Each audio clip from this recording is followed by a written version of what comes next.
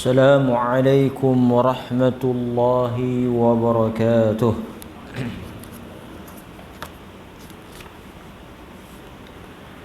الحمد لله رب العالمين وبه نستعين والصلاة والسلام على أشرف الأنبياء والمرسلين وعلى آله وصحبه أجمعين. أما بعد.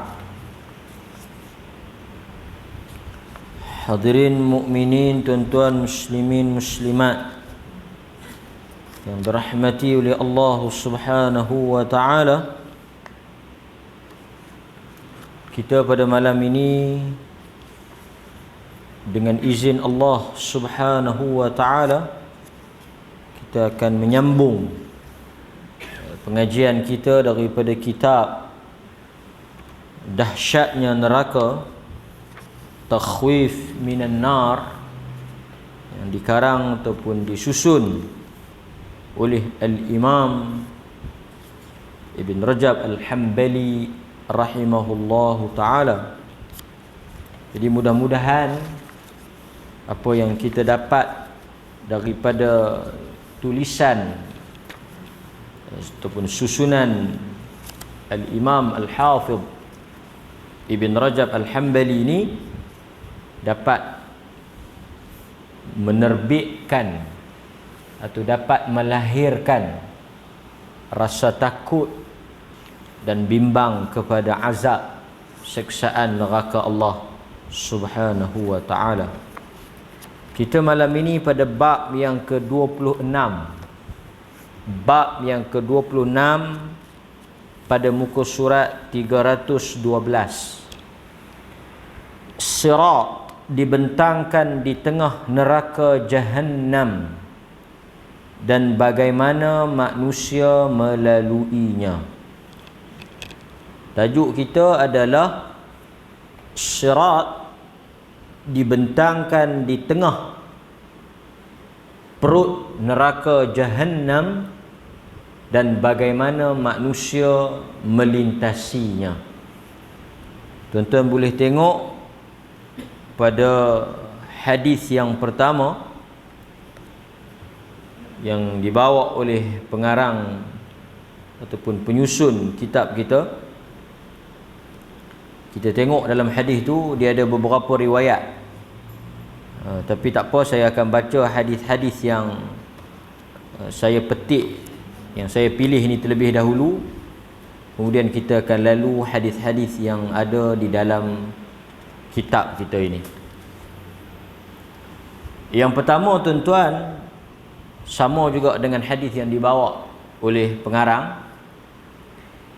Nabi sallallahu alaihi wasallam sebut, "Thumma yu'ta bil jasr fayuj'alu baina dhahrai jahannam. Qulna ya Rasulullah wa mal jasr? Qal madhadatun madhillatun alaihi khatatif wa kalalib." Sama, teksnya sama. Wa hasakatun mufaltahatun laha syawkah ukaifa takunu bin najd yuqalu laha as-sa'dan.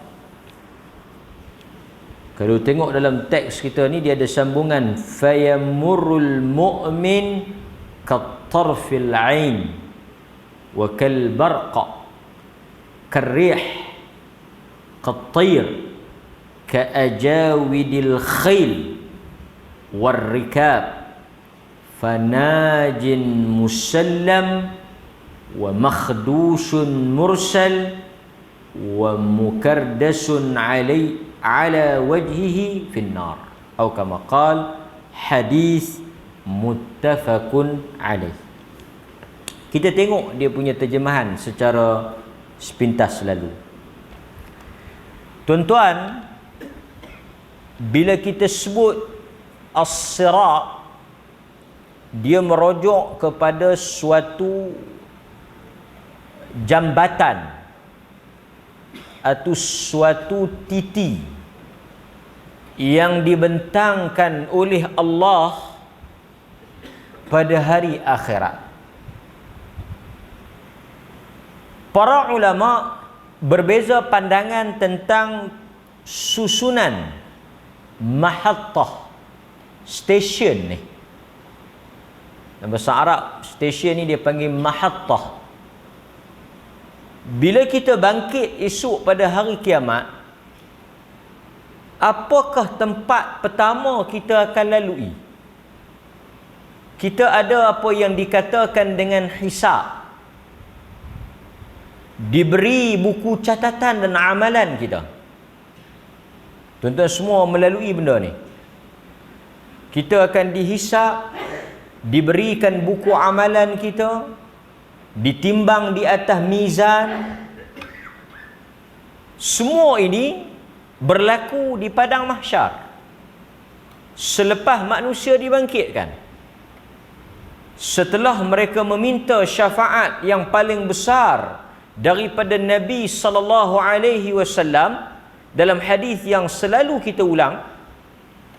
Kalau tuan-tuan masih ingat, bila manusia dibangkitkan dalam keadaan yang begitu menakutkan, dalam keadaan yang begitu huru-hara, mereka menanti-nantikan bilakah Allah Subhanahu wa taala akan memulakan perhitungan nasib mereka.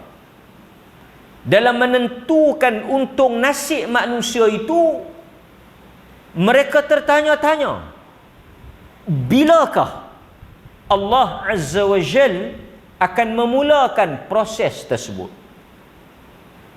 Kerana penantian di padang mahsyar itu memang benar-benar suatu penyeksaan, suatu azab. Apabila kita dibangkitkan esok pada hari kiamat, kita berdiri di padang mahsyar, di tempat keseluruhan manusia daripada awal hinggalah yang akhir dikumpulkan. Ia suatu penantian yang sangat menyakitkan, suatu penantian yang sangat menggerikan, sangat azab. Dalam hadis yang kita dengar, matahari yang didekatkan dengan kepala, sebahagian manusia tenggelam di dalam peluh mereka sendiri. Ini semua menekan dan mendesak manusia. Bilakah Tuhan akan menyelesaikan segala perhitungan ini? Untuk apa, tuan-tuan? Untuk apa mereka mengharapkan Allah supaya menyegerakan azab, supaya menyegerakan keputusan dan perhitungan, sama ada mereka termasuk daripada kalangan ahlul jannah ataupun daripada kalangan ahlun nar, supaya mereka tidak berada dalam siksaan yang begitu dahsyat itu dalam tempoh yang lama. Sebahagian tuan-tuan baca dalam sebahagian hadis, saya tak perlu ulang, tapi dalam sebahagian hadis menyebut apa? Orang-orang yang beriman, apabila mereka dibentangkan nikmat kubur, kubur yang mereka diami itu bertukar menjadi raudhah, taman daripada taman-taman syurga. Mereka senantiasa berharap agar Allah segera membangkitkan semula. Manusia sudah mengetahui kesudahan hidup mereka bermula daripada kubur.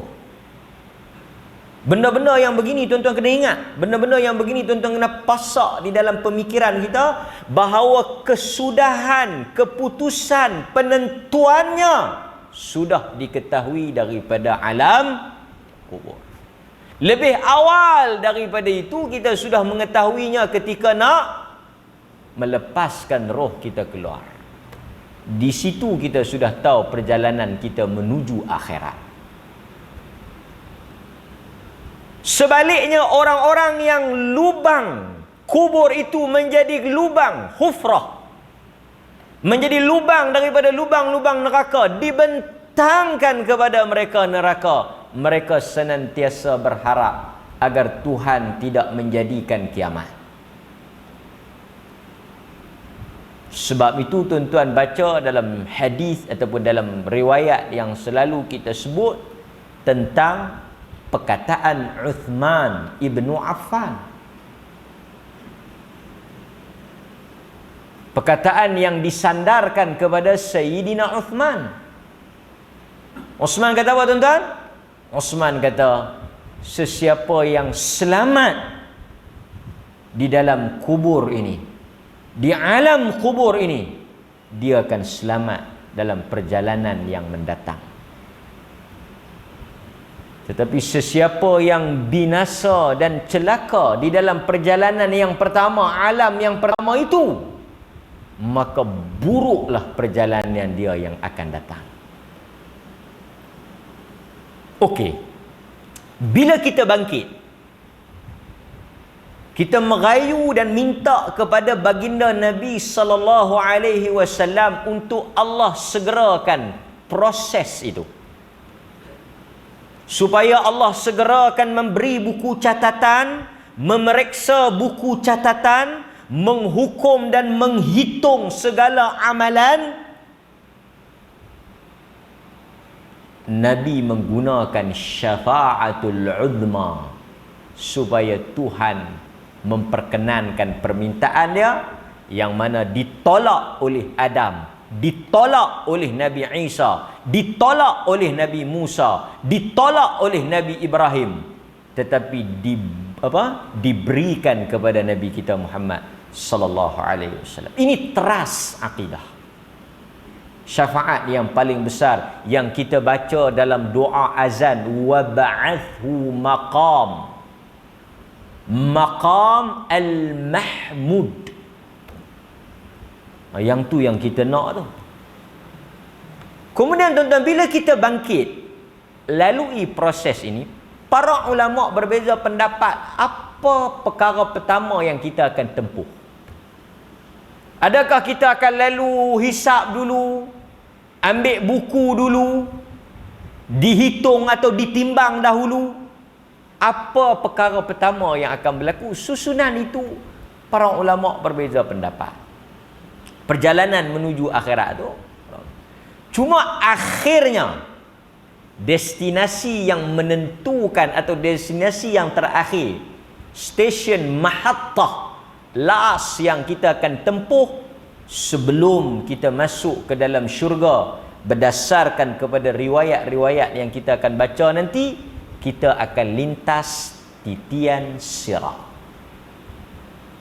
Yang mana titian sirat ini dibentangkan oleh Allah Azza wa Jal, seperti mana yang kita sebut di dalam tajuk bab yang diberikan oleh penulis ni, iaitu dibentangkan di atas ala jahannam, di atas perut atau di atas permukaan.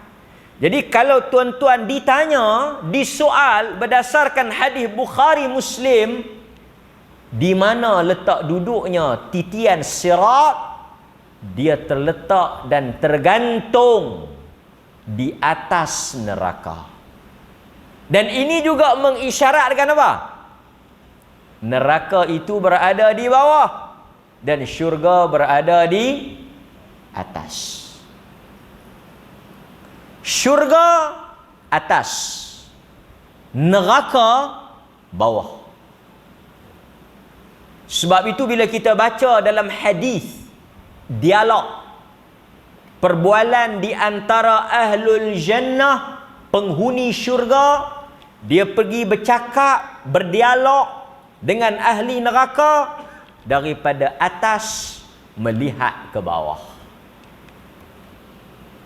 Kemudian yang dikatakan as-sirat, atau dalam hadis ni disebut, dalam riwayat-riwayat hadis disebut al-jasr.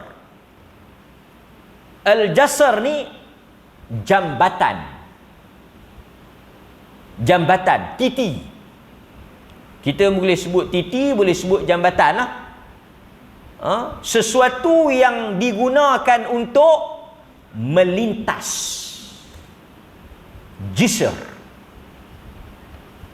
Tuan-tuan, sebab itu bila kita belajar tentang titian sirat, tuan-tuan kena ingat dua perkara.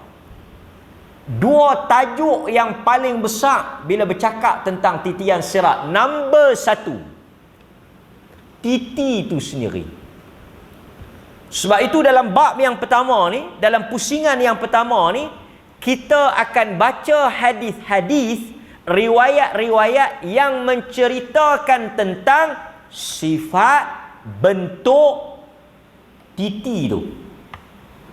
Yang dikatakan licin, yang dikatakan halus, yang dikatakan tajam, yang dikatakan berduri, yang dikatakan bercakok. Itu merujuk kepada apa? Titi itu sendiri. Nombor satu, riwayat-riwayat hadis menceritakan kepada kita betapa dahsyat dan menakutkan sifat titi itu. Sifat titi yang kita nak lalu tu. Dan kita akan baca satu persatu riwayat-riwayat yang sahih tentang bab ini. Kita tak boleh nak imagine secara tepat kerana ia soal ghaib. Kita tak boleh bayang. Tetapi kita telah diberitahu oleh Nabi SAW tentang sifat dia. So kita berhenti di mana Nabi berhenti. Nombor dua, dalam bahagian yang kedua, setelah kita mengenali dan mendengar, mengetahui tentang sifat-sifat titi sirat itu, yang kita tidak dapat, tidak hatman maqdiya, dalam surah Maryam, bab yang lepas kita baca. Ada tak orang yang lepas tak lalu? Ada tak orang yang tidak melalui titian sirat? Tak ada. Quran kata hatman maqdiya. Setiap orang akan melaluinya. Itu adalah suatu ketetapan. Sama ada dia mukmin, munafik, kafir, semua fajir, orang yang jahat, orang yang baik. Al-abrar, orang-orang yang al-abrar, orang-orang yang beriman, bertakwa. Dan juga orang-orang yang fujar, fajir, juga semuanya akan melalui. Hisab pada orang lepas tak? Ada tak orang yang tidak dihisab? Ada. Dalam hadis kan, berapa puluh ribu? 70,000. Yang Nabi kata mereka itu la yastarqun. Mereka tidak minta dijampi dan mereka tak menjampi. Panjanglah perbahasan hadis itu. Tapi ada orang tak dihisap. Ada orang yang tidak dihisap. Ada orang yang dihisap dengan hisaban, apa dia? Hisaban yasira. Ada orang yang dihisap, tapi hisap dia mudah. Okey. Yang kedua, setelah kita tahu sifat-sifat jambatan tu, titi tu macam mana, kita akan lalui hadis-hadis yang menceritakan tentang keadaan orang yang nak lintas. Dia dua bab ya, ataupun dua bahagian ya, dua tema ya. Satu, mengenali titi as-sirat itu, yang kata al-jisr itu. Yang kedua, kita mengetahui tentang keadaan orang yang nak lintas. Itu secara ringkas saya akan sebut pada malam inilah. Sehingga ada orang yang merangkak dengan perut, merangkak atas perut ni, mengesot. Ada riwayat sebut, dia tanya kepada Tuhan, awaklah dia lambat. Orang yang paling last, orang yang terakhir, dia merangkak, mengesot. Sebahagian sebut di atas perut dia. dengan perut dia. Mengesok. Dia tanya apa siapa? Kau dilambatkan oleh amalan kau. Bila dia tanya kenapa dia lambat? Kenapa begitu teruk untuk dia lepas daripada titi itu? Dijawab kepada dia, yang melambat dan menyusahkan, yang menyebabkan dia menjadi sukar untuk dia lalu titian as-sirat adalah amal dia itu sendiri. Sebab itu kita dapat buat satu kesimpulan. Kelajuan, kecepatan seseorang itu, kemudahan seseorang itu, apa dia?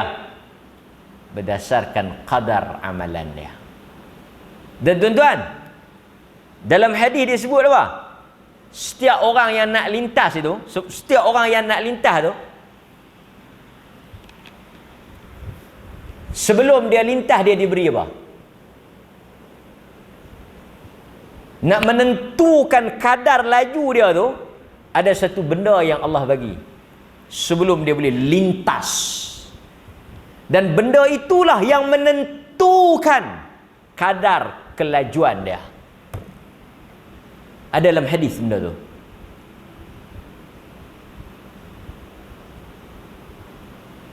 Nur, cahaya. Cahaya. Setiap orang akan diberi cahaya. Tetapi setiap orang berbeza cahayanya antara satu sama lain. Ada cahaya yang sebesar ibu jari. Dan cahaya itu kadang-kadang menyala dan kadang-kadang terpadam. Menyebabkan apa? Dia lambat. Ada orang yang sangat terang. Cahaya itu berdasarkan kadar amalan dia. Sebab itu tuan-tuan, kita dalam kehidupan dunia ini sangat bergantung dengan amalan kita. Sebab itu saya mengingatkan diri saya dan tuan-tuan, jangan ambil peduli, jangan ambil pusing, jangan ambil bab urusan orang lain. Kerana kehidupan mereka itu tak menentukan kesudahan kita. Kadang-kadang manusia ni dia hidup di atas pujian orang, di atas sokongan orang, di atas kata-kata manusia. Ini semua benda yang tidak berguna di atas titian sirat. Tak payah peduli orang kata apa. Tak payah peduli anggapan orang pada kita. Tak payah peduli pandangan orang kepada kita. Dan tak payah peduli kehidupan orang. Tuan-tuan akan hidup dengan tenang. Macam mana kita nak hidup tenang, tuan-tuan? Kita jangan duk bersabuk urusan hidup orang. Dan orang yang apa yang mereka bersabuk urusan hidup kita, kita tak payah duk peduli. Bukan tak ada orang kata kat kita. Ada orang kata kat kita. Jadi tak payah. Itu bukan urusan kita. Dia nak kata kat kita, itu mulut dia, itu hak dia, itu pilihan dia. Dia akan jawab di hadapan Tuhan. Hang jangan duk kata aku banyak sangat. Saat lagi aku nak lintas titian sirat payah. Dah. Dia tak bersabit dengan kita. Sebab itu hidup kita bukan bergantung pada orang. Hidup kita bergantung kepada amalan kita. Bergantung kepada ketakwaan kita. Bergantung kepada keredaan Tuhan. Bukan keredaan manusia. Sebab itu kita tak heran apa yang manusia pandang dan manusia fikir tentang kita. Ini yang menjadi pegangan hidup orang-orang yang mendahului kita daripada kalangan para salafus salih. Pada kalangan sahabat. Mereka tak peduli orang kata apa. Yang penting hubungan mereka dengan Allah. Mereka jaga hubungan mereka dengan manusia. Manusia nak judge mereka, nak nilai mereka, nak hukum mereka, nak kata apa, itu hak mereka. Kita bukan boleh, tuan-tuan. Sebab itu esok kita nak lalu atas titian sirat itu diukur daripada apa? Amalan, tuan-tuan. Dia tahan lambat sikit lintas pasal apa? Pasal ramai duk kata kat hang. Tak ada, tuan-tuan. Sebab itu tak payah peduli. Yang penting kita lalu makan, kita tidur lena, kita boleh sembahyang, cukup. Yang tu yang penting. Lalu makan kena makan lah, lalu kena makan. Kalau tak lalu makan, susah hati ke?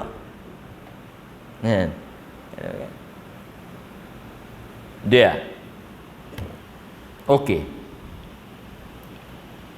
Kita nak makan, mulut dia ke mulut kita? Mulut kita.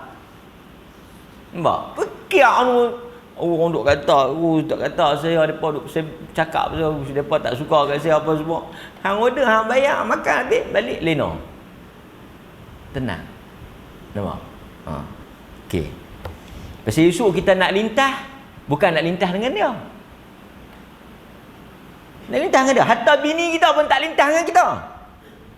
Hatta bini kita pun tak lintah dengan kita. Dia di atas amalan dia, kita di atas amalan kita. Kok kita tak lepas main bini kita kata, ni laki saya ni, tak apa. Dia main dengan saya bawa dia habis. Tak ada. Tak ada siapa boleh duk heret siapa. Hatta ahli keluarga melainkan Nabi sallallahu alaihi wasallam. Nabi kata, esok cari aku. Sahabat kita nak cari di mana Rasulullah? Cari di Sirat. Mula-mula cari di hisab. Kalau tak jumpa, cari di mizan. Aku tunggu lah. Barangkali tak jumpa di mizan, cari di mana? Cari di Sirat. Aku tunggu. Itu kata Nabi sallallahu alaihi wasallam. Pasal itu kita akan berhadapan dengan manusia untuk mempertahankan Nabi. Untuk mempertahankan Nabi. Sebab Nabi yang akan tunggu kita. Saya nak tunggu tuan-tuan tak? Tuan-tuan nak tunggu saya tak? Anak murid tak tunggu tok guru pun tak tunggu anak murid. Pasal itu anak murid memang mengaji. Tok guru mengajar. Itu ya hubungan kita. Kita bukan nak cari ramai. Oh, ramai esok ustaz, kita titi sirat lepas cepat air. Nampak? Lepas tu siapa tuan-tuan apa ajak orang main mengaji, ajak main mengaji. Esok dia tak mau main mengaji, biar pergi kat dia. Tak payah usah hati. Ajak dah sudah. Pasal apa? Esok dia lintah titi dia, kita lintah titi kita. Tak payah usah hati. Itu payah saya ajak lelaki saya tak mau, okey tak apa. Esok dia titi dia, kita titi kita. Kan?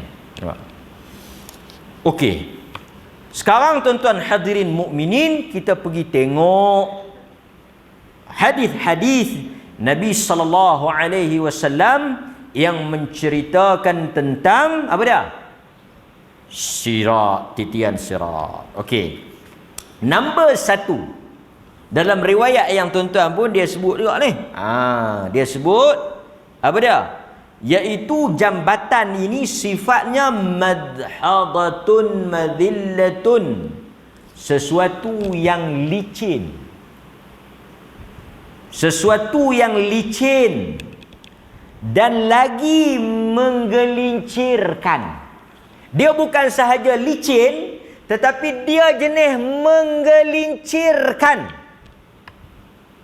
Pasal ada lantai yang dia licin, tapi dia tak tergelincir. Kita nampak lantai tu licin tau, tapi permukaan dia tu kalau kita jalan tak jatuh. Tapi yang ni dia bukan setakat licin, tetapi dia memang dibuat untuk nak bagi orang jatuh. Nampak tak? Sifat dia yang pertama artinya apa? Kalau tidak kerana Tuhan selamatkan kita, kalau tidak dengan rahmat Allah, tak ada orang yang boleh selamat. Itulah yang patut kita faham. Yang pertama, dia licin dan menggelincirkan. Di atasnya ada besi-besi yang bersifat mengait, bersifat mencakok. Bercakok. Dan duri yang tajam, yang mana hujung dia itu syaukah ni duri. Sebab itu durian tu kita panggil Abu Syaukah. Durian tu dia panggil Abu Syaukah, bapa duri. Syaukah ni duri. Jadi pertama dia licin, yang kedua kalau siapa yang lalu confirm memang akan tergelincir. Ni tergelincir ni tuan-tuan kena imagine, tuan-tuan kena faham, dia tergelincir dalam neraka. Neraka tu besar mana? Minggu lepas kita baca, lupa beda. Berapa ribu malaikat heret? 70,000 malaikat heret. Kadang orang kita ni dia sembang macam dia tahu tau. Dia tak hampa dengar apa, kita tahu ah. Berapa ribu malaikat heret? Berapa ribu malaikat heret neraka? Neraka heret apa? Neraka Tuhan buat siap dah. Ni yang sembang je ni. Kan? Satu orang masuk dalam masjid, pegang tak cicak, lepas tu dia pembek yang mayang. Pegang tak cicak, dia pembek mayang. Dia mesti faham pembek yang mayang. Pegang tak cicak, kita pun balas dia, Assalamualaikum. Faham? Okey. So dia ada duri. Duri dia ni hujung tu bengkok. Hujung tu bengkok. Pasal apa Tuhan buat bagi jadi macam tu? Tujuan dia untuk cakok, tarik supaya jatuh. Saya tertarik dengan, seingat saya Qurtubi sebut benda tu. Qurtubi sebut. Al-Imam Al-Qurtubi, dia kata apa? Dia kata kalau kita fikir-fikir, Al-Imam Al-Qurtubi sebut, kalau kita fikir, ada siapa nak boleh lepas? Sekali dia bawa satu contoh tu dan saya suka contoh tu. Menarik contoh tu. Kalau kita dengar Nabi kata licin, lebih halus daripada rambut. Hadis Abu Sa'id. Perkataan tu disandarkan kepada Abu Sa'id. Tapi Abu Sa'id tahu mana? Nah, yang ni dia panggil apa? Dia panggil mauquf lahul hukmul marfu'. Mauquf, sahabat yang cakap, tapi perkataan tu diambil pada Nabi. Sebab benda ni benda kiamat. Abu Sa'id sahabat dia tak akan boleh faham, dia tak akan boleh mereka. Sebab itu benda-benda yang bersifat ghaibiyat, walaupun perkataan tu sahabat sebut, tapi marfu', maksudnya memang dia ambil pada Nabi. Sahabat tak akan mereka. Kok orang tanya, hang ambil mana Abu Sa'id yang kata halus pada rambut tu? Aku rasa halus pada rambut kot. Oh, dia tak rasa, memang dia ambil pada Nabi. Pasal benda ni ghaib. Okey. Tuan-tuan imagine dulu, tuan-tuan cuba bayang, ada ni dari sudut adat, licin, menggelincirkan, lebih halus daripada rambut, lebih tajam daripada pedang. Agak-agak tuan-tuan boleh berdiri atas rambut. Kalau kita dengar sepintas lalu, munasabah tak? Mustahil. Ada tak kebarangkalian untuk orang nak duduk, nak boleh lepas? Ni saya nak bawa, ni jangan soal, jangan fikir kata boleh kalau betul yang tu okey. No problem. Tapi saya nak suruh tuan-tuan fikir, adatnya boleh tak? Tuan-tuan jangan fikir lagu setengah orang. Setengah orang dia contoh. Tak tahu lah betul tak betul. Tak apalah, tak payah contoh tu lah. Saya kira banyak orang sensitif. Tak apa. Adatnya tak mungkin kita boleh berdiri. Tapi Al-Imam Al-Qurtubi, seingat saya, dia kata apa?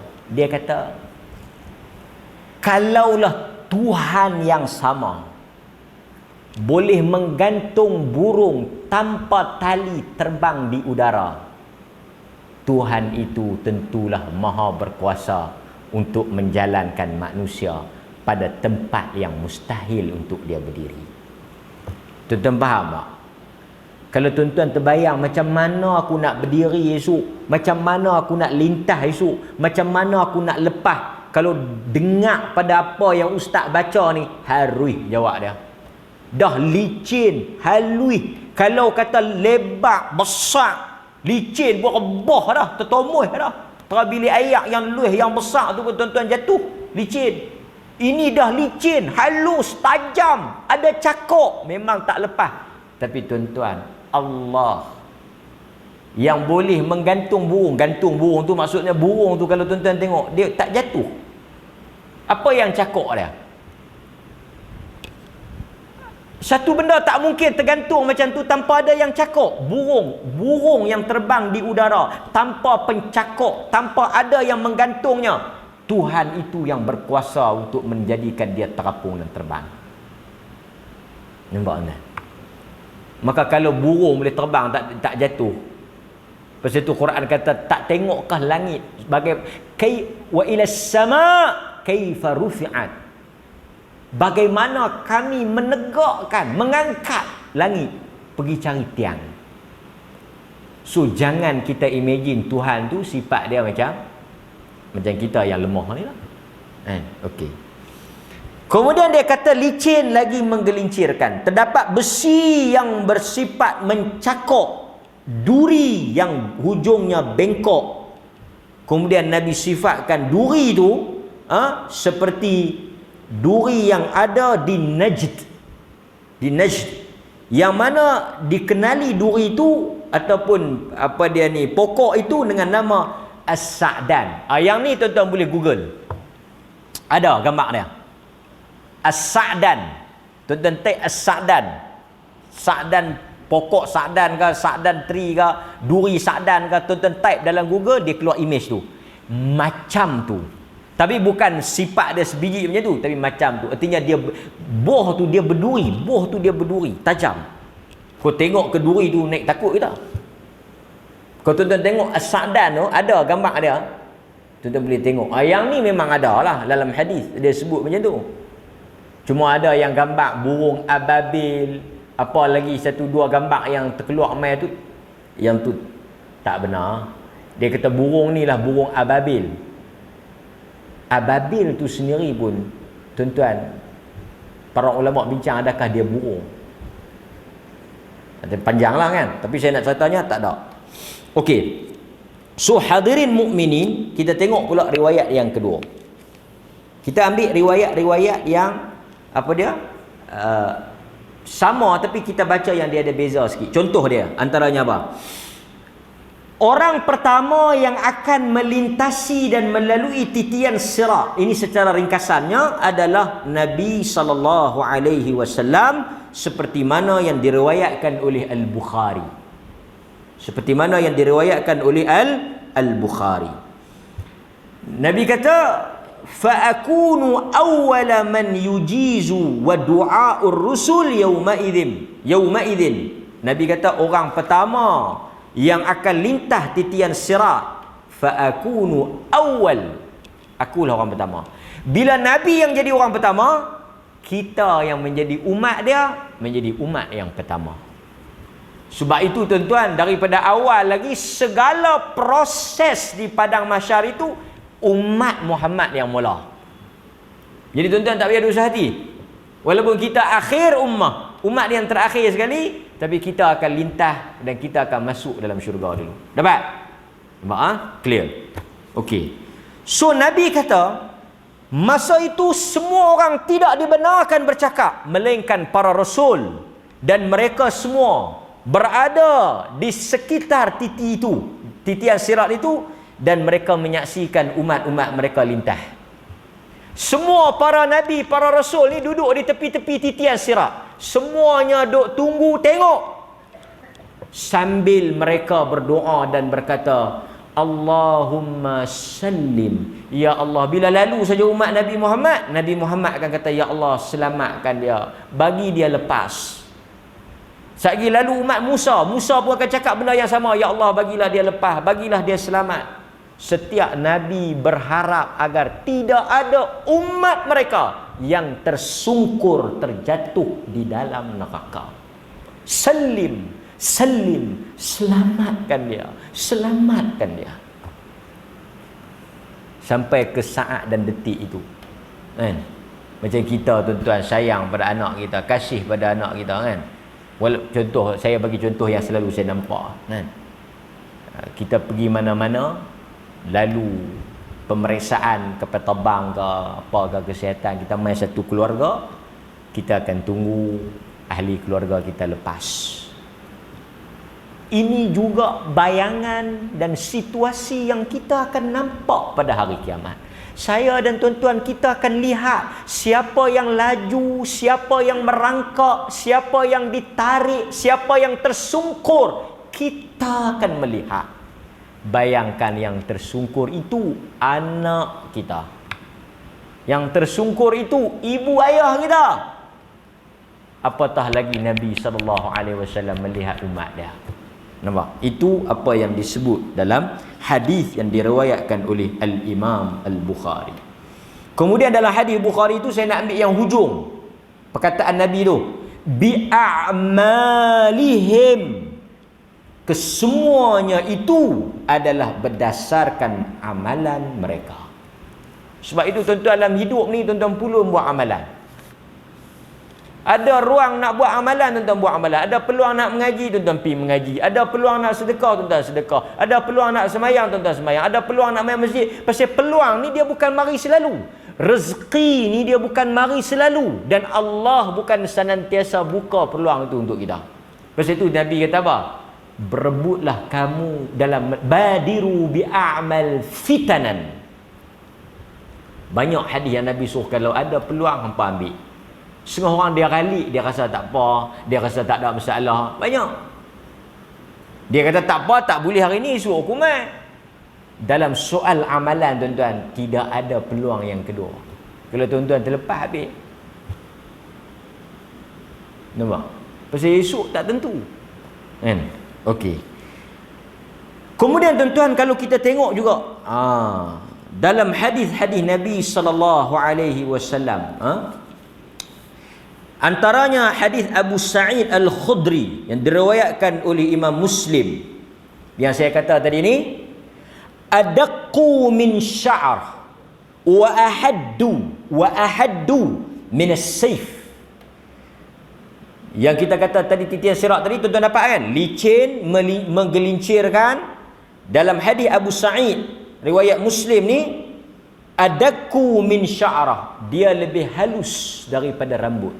Dia kata, saya dengar bukan rambut belah 7. Bisa dengar rambut belah 7. Yang ni lebih daripada Abu Sa'id lah. Ada riwayat rambut belah 7. Riwayat siapa? Riwayat siapa rambut belah 7? Sehalus rambut adak min sya'rah, riwayat Abu Sa'id Al-Khudri. Riwayat belah 7, riwayat siapa? Tuan-tuan, mengaji sampai naik uban, sampai pandai lebih daripada tu guru. Riwayat Puteri Gunung Ledang. Takkan tak bisa jumpa. Nyamuk, hati nyamuk 7 dulang. Apa ayak mata 7 guri. Kan Puteri Gunung Ledang sebuah 7. Yang tu lah mari belah rambut 7 tu. Rawahu Puteri Gunung Ledang. Tak ada. Alus macam rambut tu betul sungkok tertomuh dah. Wa ahaddu min sayf, dan Tuhan bagi tajam macam pedang. Kata para ulama bila mereka syarah, ini menggambarkan bahawa tidak ada manusia yang boleh selamat melainkan amal dia yang menyelamatkan dia. Dia bergerak di atas titi itu bukan kerana kehebatan diri dia, tetapi kerana amalan di dunia yang dia kerjakan. Itulah yang menyelamatkan dia. Kalau mengikut pada sifat sirat itu, tak ada orang yang akan selamat. Tapi kita janji dah bahagian 2 tadi. Azan, sekali lagi saya akan sambung pada tuan-tuan. Kita habiskan terus tajuk ni, supaya minggu depan kita boleh pindah tajuk lain, iaitu sifat orang yang ni yang kita nak kalut ni. Kadang-kadang dia kalut bak lain, tapi tang ni dia tak kalut. Kalut macam mana esok kita di atas sirat itu. Saya minta muazzin azan ustaz untuk orang masuk waktu insya-Allah.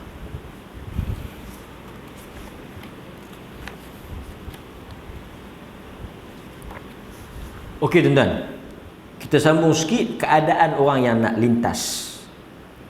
Yang pertama kita tengok dalam riwayat yang disebut oleh Imam Muslim, hadis riwayat Imam Muslim, dia kata wa tursalul amanah warrahim fataqumani janabatain as-sirat yaminan wa shimalan. Dia kata dibawa amalan amanah dan silaturrahim. Di antara amalan yang akan bela kita, amanah dengan silaturrahim. Amanah duduk di belah kanan, silaturrahim duduk di belah kiri. Para ulama yang mensyarahkan hadis ni dia kata apa? Dia kata siapa yang pecah amanah atau orang yang putuskan silaturahim, itu antara penyebab dia tersungkur di dalam neraka. Mari dua amalan itu. Yang pertama amanah, yang kedua rahim. Amanah ni luas, bukan saja soal amanah harta, amanah ilmu, amanah tugas. Amanah ni besar tau. Amanah ni bukan soal, kita faham amanah dalam soal duit ringgit, soal harta benda, itu satu bab. Amanah ilmu, kan? Nampak? Okey. Kemudian dia kata fayamurru awwalukum kal barqa. Ada yang melintas di antara kamu seperti barqa, kilat. Sebahagian ulama bila dia syarahkan hadis yang Nabi susun kilat, kemudian mata sekelip mata, susunan itu berdasarkan kadar yang paling pantas kepada yang paling perlahan. Itu tertib itu berdasarkan kepada perkara yang paling laju kepada perkara yang paling slow, kan? Kemudian dia kata apa? Yang kata kilat ni tarfat ain, sekelip mata, maksudnya sekelip dia dah sampai sana. Ini yang paling laju lah. Yang paling laju ni sekelip, kita kejip mata sekali sampai dah, laju cepat, tak tengok-tengok sampai dah, kan? Yang kedua, kamarrir rih, seperti angin. Seperti angin. Nampak? Kemudian kata Nabi, kamarrit tayr, seperti tayr. Tayrun, burung. Seperti burung yang berterbangan, laju kan? Wasyaddir rihal, dan juga dia sebut apa? Seperti orang yang menunggang kuda. Burung lebih laju daripada kuda. Cuma burung ni kita tak boleh naik ya. Taklah kita boleh naik burung. Burung besi boleh lah. Lepas itu kapal terbang dia panggil ta'irah. Ni pada perkataan burung lah, tayrun, tuyur. Sebab itu se tu dia panggil tiarah. Tengok bahasa Arab ni dia mari daripada perkataan tu ya. Komen kono. Daripada perkataan tiarah tu burung lah, daripada perkataan burung. Sebab Arab dulu bila dia nak tengok orang kasar, dia akan lepas burung. Jadi perkataan burung tu, sial at-tiarah tu mari daripada perkataan lepas burung. Tayrun tu, lepas burung. Kan? Kalau burung tu terbang belah kanan, itu petanda baik. Kalau dia terbang belah kiri, petanda buruk. Nampak? Jadi sial lah, itu dia panggil sial. Okey, lepas tu dia kata apa lagi? Dia kata wa nabiyyukum qa'imun 'ala as-sirat yaqulu rabbi sallim sallim. Kemudian dia kata nabi kamu berdiri di sebelah sirat sambil dia kata rabbi sallim sallim, ya Allah selamatkanlah hambaku, selamatkanlah hambaku. Kemudian tuan-tuan hadirin mukminin, Nabi sambung lagi, hatta ta'jizal a'mal al-ibad hatta yaji ar-rajul fala yastati'u as-sayr illa zahfan. Kemudian Nabi SAW kata, tidak ada, sampailah datang satu orang yang paling tak larat, tak boleh ajuz, yang paling lemah, yang paling tak larat sekali ni, sampai dia terpaksa merangkak. Ini kerana apa? ta'jizul a'mal, kerana buruk dan lemahnya amalan dia. Nampak? Kemudian dia disambar oleh besi. Hadis riwayat Imam Muslim. Dalam riwayat yang lain Nabi SAW, kita sebut dia punya terjemahan dia, ada yang secepat tarfa'ain, secepat mata. Ada yang tadilah angin, ajawidil khail, penunggang kuda. Kemudian Nabi SAW sebut fanajin musallam, ada yang selamat, dan ada yang makhdusun wa maqdusun finnar, ada yang ditauk, dilempar ke dalam neraka. Sehingga orang yang terakhir yushabu sahban, merangkak. Maksudnya orang yang laju-laju ni semua habis, mari the last person tu dalam keadaan dia merangkak. Muttafaqun alaih. Dalam riwayat yang lain Nabi kata faminhum man yubaq bi'amalihi wa minhum man yukhardal thumma yanju. Ada yang dicampak jatuh dalam neraka, musnah, terbakar disebabkan amalan dia, dan ada yang tergelincir kemudian selamat. Banyak dalam riwayat-riwayat yang lain menyebut keadaan itu.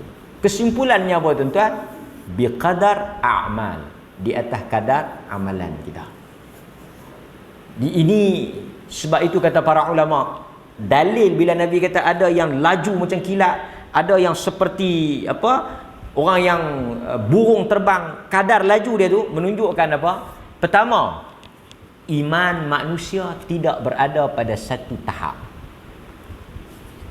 Maksudnya saya, tuan-tuan semua, kita berbeza. Sebab apa berbezanya iman?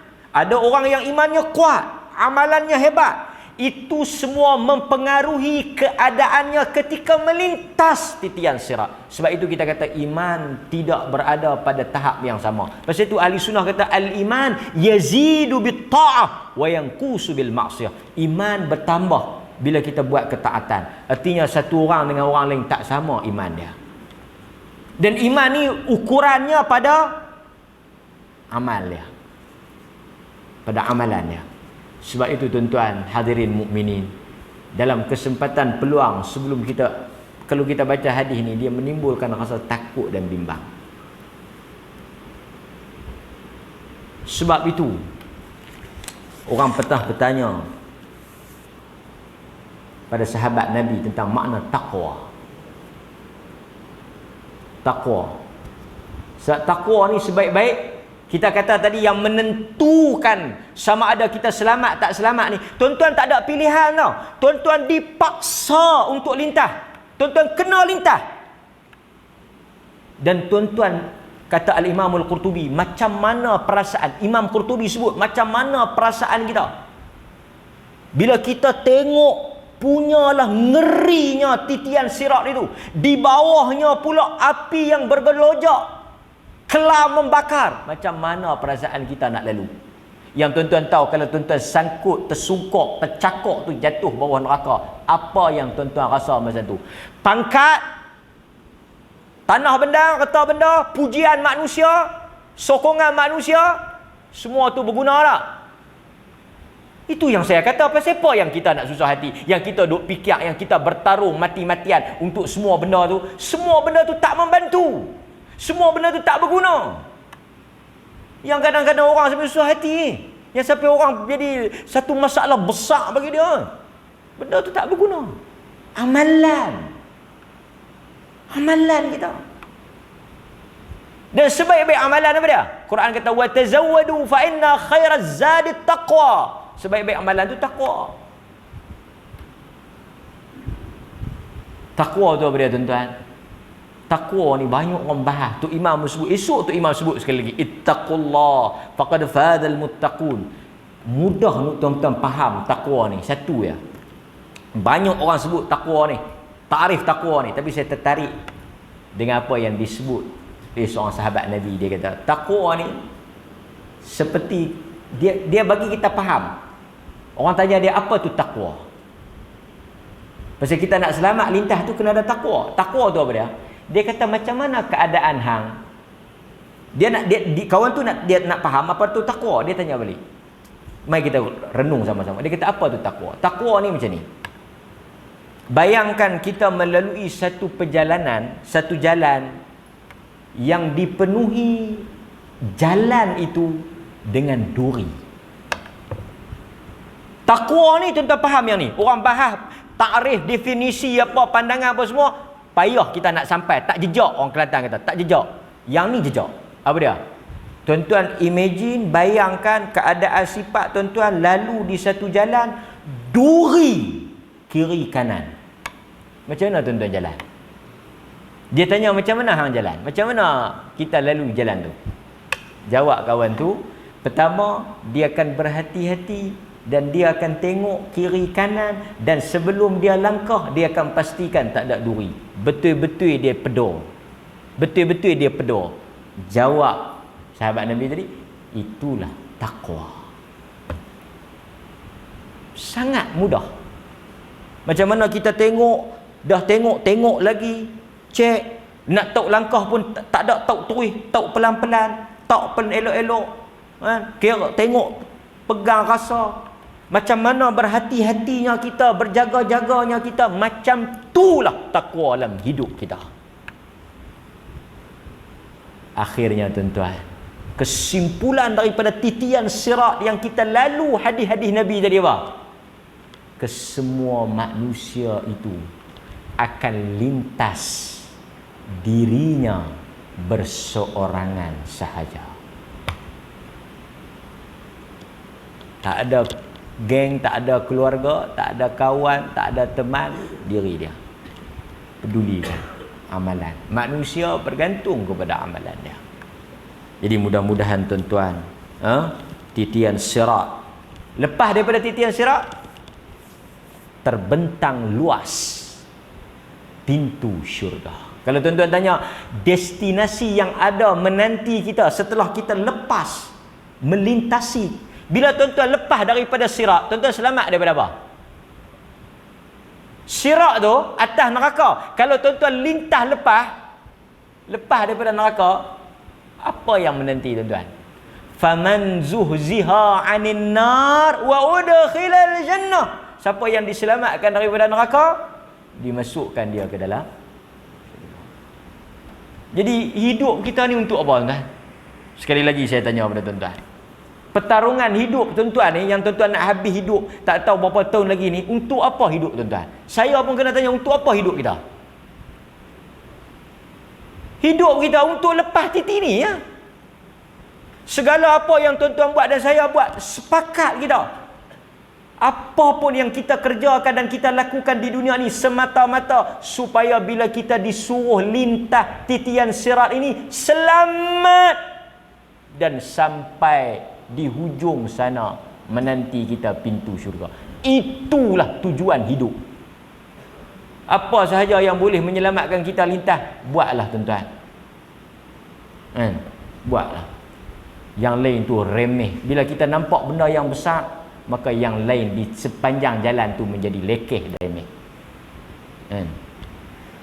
Sallallahu ala nabiyyina Muhammad wa ala alihi wa sahbihi wasallam. Walhamdulillahirabbil alamin. Assalamualaikum warahmatullahi wabarakatuh.